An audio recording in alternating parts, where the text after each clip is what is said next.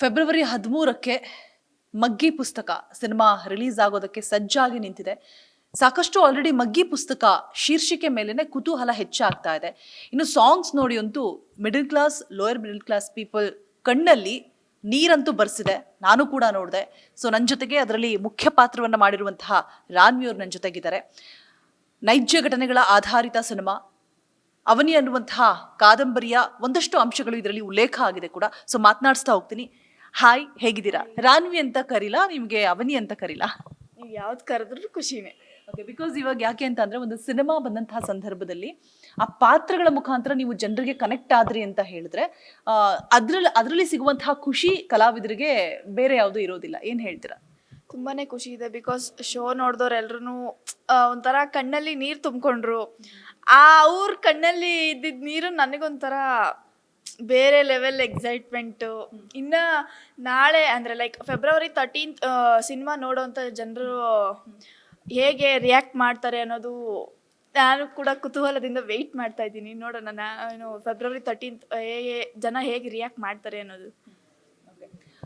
ಇನ್ನು ರಾನ್ವಿ ಅವರು ಏನಂತ ಹೇಳಿದ್ರೆ, ನಾನು ಸಾಂಗ್ಸ್ ಅಲ್ಲಿ ನಿಮ್ಮನ್ನ ನೋಡಿದಂಥ ಸಂದರ್ಭದಲ್ಲಿ ಮತ್ತೆ ನಿನ್ನೆ ಕೂಡ ಸಿನಿಮಾ ಏನು ಸೆಲೆಬ್ರಿಟಿ ಶೋ, ಪ್ರೀಮಿಯರ್ ಶೋ ಆಯೋಜನೆ ಮಾಡಿದ್ರು. ಸೊ ಅವಾಗ ಆಗಿರ್ಬೋದು, ನಿಮ್ಮನ್ನ ನೋಡಿದಾಗ ಪುಟ್ಟ ಸ್ಕೂಲ್ ಹುಡುಗಿ ಬಟ್ ತುಂಬಾ ಮೆಚೂರ್ಡ್ ಆಗಿ ಯೋಚನೆ ಮಾಡ್ತಾ ಇರ್ತೀರಾ. ಒಂದಷ್ಟು ಕಷ್ಟಗಳು ಜೀವನದಲ್ಲಿ ಬಂದಾಗ ಹೇಗೆ ಫೇಸ್ ಮಾಡಬೇಕು ಅನ್ನುವಂತಹ ಪಾತ್ರ ನಿಮ್ಮದು, ಅತ್ಯದ್ಭುತವಾದಂತಹ ಪಾತ್ರನ ನಿಮಗೆ ಸಿಕ್ಕಿದೆ ಸಿನಿಮಾದಲ್ಲಿ. ಅದ್ರ ಬಗ್ಗೆ ಎಷ್ಟು ಖುಷಿ ಇದೆ? ಪಾತ್ರದ ಬಗ್ಗೆ ಒಂದೆರಡು ಮಾತನಾಡೋದಾದ್ರೆ. ಖಂಡಿತ ನೀವು ಹೇಳಿದ ನಿಜನೇ. ಬಿಕಾಸ್ ಯಾಕಂದರೆ ಆ ಪಾತ್ರ ಸಿಕ್ಕಿದ್ದೇ ಒಂಥರ ಚಾಲೆಂಜಿಂಗ್ ನನಗೆ. 416 ಮೆಂಬರ್ಸ್ ಆದಮೇಲೆ ನನಗೆ ಸಿಕ್ಕಂಥ ಪಾತ್ರ ಅವನಿ ಪಾತ್ರ. ನಾನು 417th ಆಡಿಷನ್ ಕೊಟ್ಟಿದ್ದು. ಅದು ಒಂಥರ ಅದ್ಭುತವಾಗಿದೆ.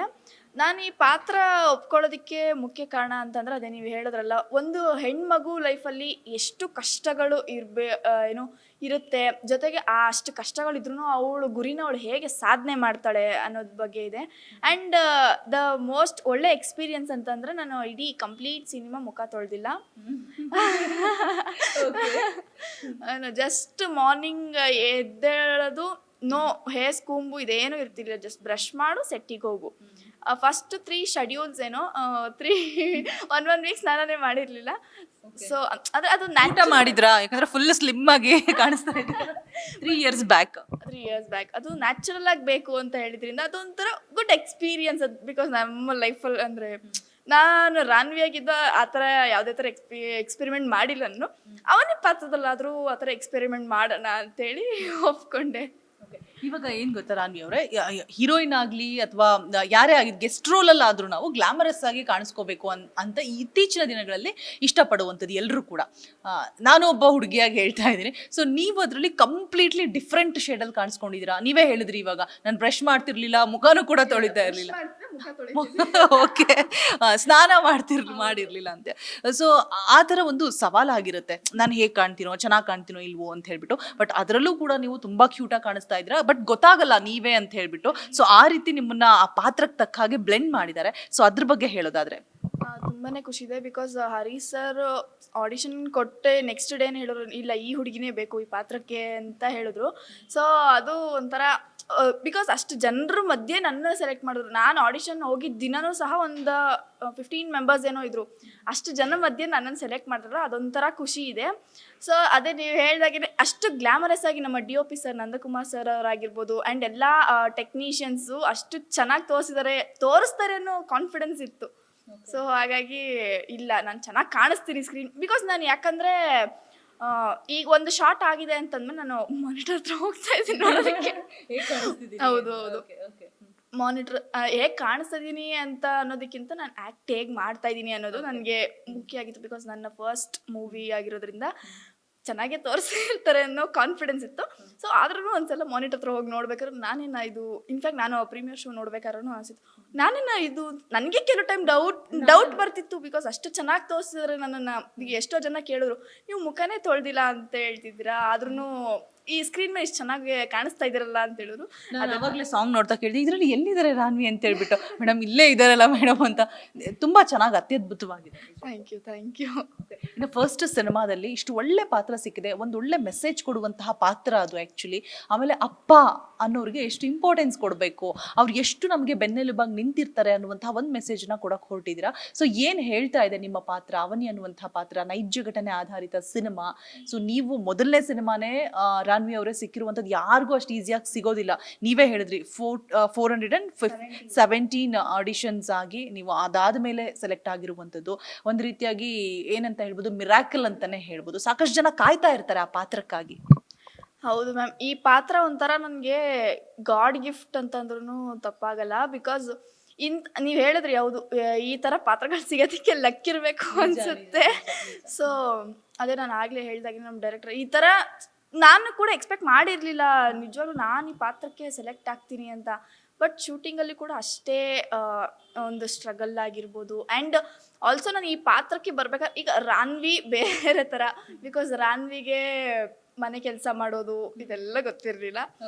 ಮಗ್ಗಿ ಪುಸ್ತಕಕ್ಕೆ ಬಂದಮೇಲೆ ಮೈಸೂರು ರಮಾನಂದ್ ಸರ್ ಅವ್ರ ಹತ್ರ ನಾನು ಈ ಆ್ಯಕ್ಟಿಂಗಿಗೆ ಹೇಗೆ ಟ್ರೈನಪ್ ಮಾಡ್ತಾರೆ, ವರ್ಕ್ಶಾಪ್ಸ್ಗಳು ಮಾಡ್ತಾರೆ, ನಮ್ಮ ಡೈರೆಕ್ಟರ್ ಸರ್ ನನಗೆ ಹೀಗೆ ಪಾತ್ರೆ ತೊಳೆಯೋದು ಹೇಗೆ, ಕಸ ಗುಡಿಸೋದು ಹೇಗೆ ಎಲ್ಲನೂ ಹೌದೌದು ಈ ರೀತಿ ಒಂದು ವಿಡಿಯೋ ಮಾಡೋದು, ಡೈಲಿ ನಾನು ಹೇಗೆ ಕೆಲಸ ಮಾಡ್ತೀನಿ ವಿಡಿಯೋ ಮಾಡೋದು ನಮ್ಮ ಡೈರೆಕ್ಟರ್ ಸರ್ಗೆ ಶೇರ್ ಮಾಡೋದು, ಈ ರೀತಿ ಹೋಗ್ತಾ ಹೋಯ್ತು ನನ್ನ ಆ್ಯಕ್ಟಿಂಗ್ ಜರ್ನಿ. ಅವನಿ ಅಂದರೆ ಲೈಕ್ ಅವರ ತಂದೆ ತಾಯಿ ಎಷ್ಟು ಸ್ಟ್ರಗಲ್ ಮಾಡ್ತಿದ್ದಾರೆ ಅನ್ನೋದನ್ನ ಅವನಿಗೆ ಗೊತ್ತಿರುತ್ತೆ. ಬಿಕಾಸ್ ಅವನಿ ಅದನ್ನ ನೋಡ್ತಾ ಇರ್ತಾರೆ, ಅದನ್ನ ಐಡೆಂಟಿಫೈ ಮಾಡ್ತಾ ಇರ್ತಾರೆ. ಸೊ ಆದ್ರೂ ಅವ್ರ ಗುರಿನ, ಅವ್ರ ಛಲನ ಅವ್ರು ಬಿಡ್ದೇನೆ ಅವ್ರು ಮಾಡ್ಬೇಕಾಗಿರೋಂಥ ಕೆಲಸನ ಮಾಡಿ ಅವ್ರ ತಂದೆ ಕನಸನ್ನ ನೆರವೇರಿಸ್ತಾರೆ. ಸೊ ಅದು ಒಂಥರ ಇನ್ಸ್ಪಿರೇಷನ್, ಆ್ಯಕ್ಚುಲಿ ಎಲ್ಲ ಯೂಸ್. ಇನ್ಫ್ಯಾಕ್ಟ್ ರಾನ್ವಿಗೂ ಕೂಡ ಅವನಿ ಕ್ಯಾರೆಕ್ಟರ್ ಇನ್ಸ್ಪಿರೇಷನ್ನೇ. ಸೂಪರ್. ಓಕೆ, ಸಿನಿಮಾದ ಮುಖಾಂತರ ಸಾಕಷ್ಟು ನೀವು ಕಲಿದೇ ಇರೋ ಕೆಲಸಗಳನ್ನು ಕಲ್ತ್ರಿ ಅಂತ ಹೇಳಿದ್ರಿ. ಒಂದಷ್ಟು ಬದಲಾವಣೆಗಳು ಕೂಡ ಆಗುತ್ತೆ. ಒಂದು ಸಿನಿಮಾ ಮಾಡಿದ್ರು ಕಲಾವಿದರು ಅಂತ ಹೇಳಿದ್ರೆ ನಾವು ಯಾವ ರೀತಿಯೂ ನಮ್ಮ ಲೈಫ್ ಸ್ಟೈಲ್ ಇರುತ್ತೆ. ಆ ಸಿನಿಮಾ ಮಾಡ್ತಾ ನಾವು ಆ ಪಾತ್ರದಲ್ಲಿ ಕಂಪ್ಲೀಟ್ ಆಗಿ ಇನ್ವಾಲ್ವ್ ಆಗ್ತೀವಿ. ಅದರಲ್ಲಿ ನಮ್ಮ ಕರೆಕ್ಷನ್ಸ್ ಅಂದ್ರೆ ನಮ್ಮ ನಿಜ ಜೀವನದಲ್ಲೂ ಕೂಡ ನಾವು ಕೆಲವೊಂದು ಕರೆಕ್ಷನ್ಸ್ ಅನ್ನ ಮಾಡ್ಕೋತೀವಿ. ಆ ರೀತಿ ರಾನ್ವಿ ಏನಾದ್ರೂ ಅವನಿ ಪಾತ್ರದಿಂದ ಕರೆಕ್ಷನ್ಸ್ ಮಾಡ್ಕೊಂಡ್ರ ನಿಜ ಜೀವನದಲ್ಲಿ? ಖಂಡಿತ ಹೌದು. ಬಿಕಾಸ್ ಹೇಳಿದ್ನ ನಾನು ಆಗ್ಲಿ ಕೆಲಸನೇ ಬರ್ತಿರ್ಲಿಲ್ಲ, ನನಗೆ ಕೆಲಸ ಮಾಡೋದನ್ನ ಕಲಿತೆ. ಆ್ಯಂಡ್ ಅವನಿಯಲ್ಲಿ ಪೇಷನ್ಸ್ ತುಂಬಾ ಇದೆ. ಸೊ ರಾನ್ವಿಗೆ ಅಷ್ಟು ಇರ್ಲಿಲ್ಲ. ಈಗ ಒಂಚೂರು ಅವನಿ ಪಾತ್ರದಿಂದ ಸ್ವಲ್ಪನಾದ್ರು ಪೇಷನ್ಸ್ ಡೆವಲಪ್ ಆಗಿದೆ. ಸೊ ಅದೇ ನಿಮ್ಮ ಗುರಿ ಏನು? ಬಿಕಾಸ್ ಫಸ್ಟ್ ಸಿನಿಮಾ ಮುಖಾಂತರ ಅತ್ಯದ್ಭುತವಾದಂತಹ ಪಾತ್ರ ಅಂತೂ ಸಿಕ್ಕಿದೆ. ಸೊ ನೆಕ್ಸ್ಟ್ ಯಾವ ರೀತಿ ಕಾಣಿಸ್ಕೋಬೇಕು ಅನ್ನೋ ಕನಸಿದೆ. ಮತ್ತೆ ಮಗ್ಗಿ ಪುಸ್ತಕದ ಮುಖಾಂತರ ನಿಮ್ಮ ಒಂದು ಸಿನಿಮಾ ತಂಡದ ಮುಖಾಂತರ ಏನು ಹೇಳಕ್ ಬಯಸ್ತೀರಾ? ಫೈನಲಿ ನಾಳೆ ರಿಲೀಸ್ ಆಗ್ತಾ ಇದೆ, ಎಷ್ಟು ಎಕ್ಸೈಟ್ಮೆಂಟ್ ಇದೆ? ಎಕ್ಸೈಟ್ಮೆಂಟ್ ತುಂಬಾ ಇದೆ ಮ್ಯಾಮ್, ಅದೇ ಥರ ನರ್ವಸ್ಸು ಇದೆ. ಬಿಕಾಸ್ ಜನಗಳು ನೋಡಿ ನಮ್ಮನ್ನ ಪ್ರೋತ್ಸಾಹಿಸಬೇಕು, ಹೊಸ ಕಲಾವಿದ್ರನ್ನ ನಮ್ಮ ಕರ್ನಾಟಕದ ಜನತೆ ಕೈ ಹಿಡಿದು ಮೇಲೆ ಎತ್ತಬೇಕು. ನನ್ನ ಗುರಿ ಆ್ಯಕ್ಟ್ರೆಸ್ ಆಗಬೇಕು ಅನ್ನೋದೇ. ಸೊ ಎಲ್ಲ ಕರ್ನಾಟಕ ಜನತೆನೂ ಮಿಸ್ ಮಾಡಿದೆ. ನಾಳೆ ಅಂದರೆ February 13 ನಮ್ಮ ಮಗ್ಗಿ ಪುಸ್ತಕ ಸಿನಿಮಾ ರಿಲೀಸ್ ಆಗ್ತಾ ಇದೆ. ನಿಮ್ಮ ಪ್ರೀತಿ ಆಶೀರ್ವಾದ ಯಾವಾಗಲೂ ನನ್ನ ಮೇಲೆ ಹಾಗೂ ನಮ್ಮ ಇಡೀ ಮಗ್ಗಿ ಪುಸ್ತಕ ತಂಡದ ಮೇಲೆ ಇರಲಿ ಅಂತ ಕೇಳ್ಕೊತೀನಿ. Super, fantastic. All the very best ನಿಮ್ಮ ಸಿನಿಮಾಗೆ. ಒಳ್ಳೇದಾಗ್ಲಿ, ಇನ್ನೂ ಹೆಚ್ಚು ಪ್ರಾಜೆಕ್ಟ್ಸ್ಗಳು ನಿಮಗೆ ಒಲ್ದು ಬರಲಿ ರಾನ್ವಿ ಅಂತ ಹೇಳ್ತಾ, ಅವನಿ ಅನ್ನೋ ಪಾತ್ರವನ್ನ ಜನರು ಮನೆಗೆ ತಗೊಂಡು ಹೋಗ್ತಾರೆ ಅನ್ನುವಂತಹ ಭರವಸೆ ನನಗಂತೂ ಬಂತು. All the best. ಸೊ ನೋಡಿದ್ರಲ್ವಾ ವೀಕ್ಷಕರೇ, ಇದಿಷ್ಟು ರಾನ್ವಿ ಅವರ ಮಾತಾಗಿತ್ತು ಅಂತ ಹೇಳ್ತಾ ಕ್ಯಾಮ್ರಾ ಪರ್ಸನ್ ವಿಶ್ವನಾಥ್ ಜೊತೆ ರೋಜಾ ಮನು ಪಾಟೀಲ್, ಅಶ್ವವೇಗ ನ್ಯೂಸ್ ಬೆಂಗಳೂರು.